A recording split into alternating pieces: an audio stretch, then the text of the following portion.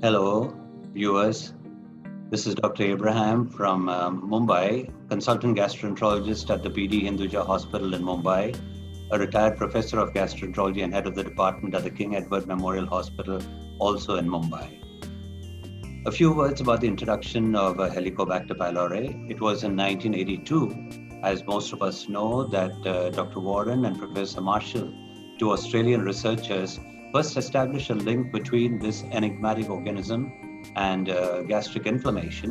1982 was the discovery of this organism. It took another 12 years before the NIH Consensus Development Conference formally recognized the link between Helicobacter pylori and ulcers. It's now over 2 decades, in fact, over 3 decades that we know about this organism, but we still haven't learned a lot about it.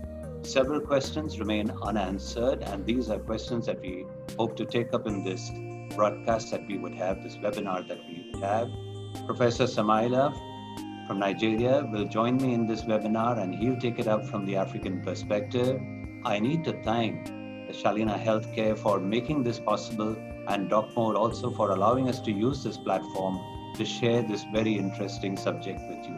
Welcome viewers across the globe to this very important webinar on a very important ubiquitous bacteria that has affected our medical practice. My name is Professor Adamu Alhaji Samaila, a consultant gastroenterologist with Aminu Kano Teaching Hospital, Kano, Northwest Nigeria, and a lecturer, professor of medicine with the affiliate Bayero University, Kano, in Kano, Northwest Nigeria. I'll be joining my colleague, Philip Abraham from India, who will give us Indian and global perspectives on this very important bacteria, while I will look at the African and Nigerian perspective. So I intend to cover these topics during this talk, and particularly touch on specific combinations that are good for low resource settings like Africa. I thank each and everyone across the globe for joining this. I want to thank Shalina Healthcare and DocMore for providing this platform.